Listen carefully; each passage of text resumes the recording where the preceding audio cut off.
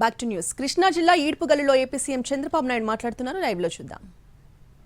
వ్యవస్థ ఉండే పరిస్థితి ఇక్కడ ఈరోజు ఇక్కడ మీరు చూస్తే ఇష్టానుసారంగా ల్యాండ్ టైటిలింగ్ యాక్ట్లో మీరు కోర్టుకు కూడా పోయే పని లేదు, రెవెన్యూ ఆఫీసర్ ఉండే పరిస్థితి లేదు. కంప్యూటర్లో పెట్టుకొని మనల్ని ఆడిస్తే రికార్డు మారిస్తే మన భూమి మనకు వచ్చే దిక్కు లేకుండా చేస్తే నేను ఒకటే ఆలోచించాను, ఈ చట్టాన్ని ఎట్టి పరిస్థితిలో ఉండకూడదని చెప్పిన మాట ప్రకారం మొదటి క్యాబినెట్లో పెట్టి ఆ చట్టాన్ని రద్దు చేసింది మీ ప్రభుత్వం అని చెప్పి కూడా నేను మీకు తెలియజేస్తున్నా.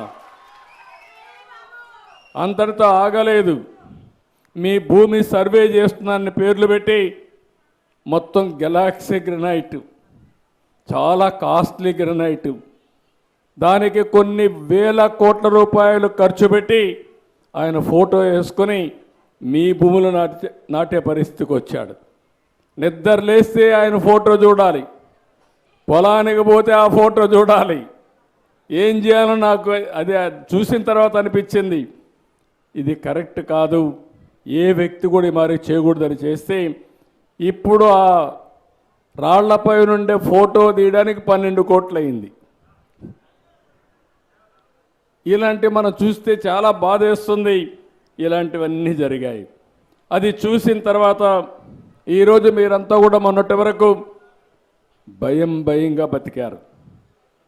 మీ భూమి వేరే వాళ్ళు కబ్జా చేసిన మీ భూమిని 22A పెట్టినా, మీ భూమి మీది కాదని చెప్పినా మీరు మాట్లాడాలంటే భయపడిపోయే పరిస్థితికి వచ్చారు. ఈరోజు ఎన్డీఏ ప్రభుత్వం ఇచ్చింది, మీరు స్వేచ్ఛగా ఇక్కడొచ్చి ఎవరు తప్పు చేసినా నేరుగా అడిగే అధికారం మీకు ఇచ్చింది ఎన్డీఏ ప్రభుత్వం అని చెప్పి కూడా నేను మీకు తెలియజేస్తున్న ప్రభుత్వం. ఒకప్పుడు నవ్వు ముఖమే నేను చూడలా, కనీసం ఇప్పుడు నవ్వుతున్నారు. ఒకప్పుడు నవ్వాలంటే కూడా భయం, 24 గంటల సమస్యలతో ఉండేవారు. ఇవన్నీ చూసిన తర్వాత నాకు అనిపించింది, మీ ఆస్తులకు రక్షణ కల్పించాలని. సమస్యలు సృష్టించడం చాలా తేలిక, సమస్య పరిష్కారం చేయాలంటే చాలా సమస్య ఉంటుంది. ఈరోజు ఈ సమస్యను పరిష్కారం చేయాలని మేము ఈరోజు మీరు చూస్తే దగ్గర అన్ని రెవెన్యూ గ్రామాల్లో రెవెన్యూ సదస్సులు పెట్టాం. ఇప్పటి వరకు చాలా వరకు కొన్ని గ్రామాల్లో రెవెన్యూ సదస్సులు మీరు చూసినప్పుడు దగ్గర 9,500 మొత్తం ఇప్పటి వరకు చూసి 95,263 పిటిషన్లు వచ్చాయి రెవెన్యూ సదస్సుల్లో. ఇప్పటికి చేసింది దగ్గర ఒక 10 రోజులు.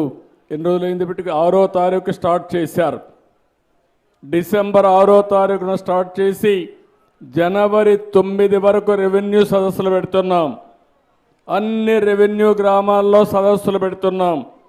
ఇప్పుడే మంత్రి గారు చెప్పినట్టు దగ్గర 3 లక్షల మంది ఇప్పటి వరకు అటెండ్ అయ్యారు.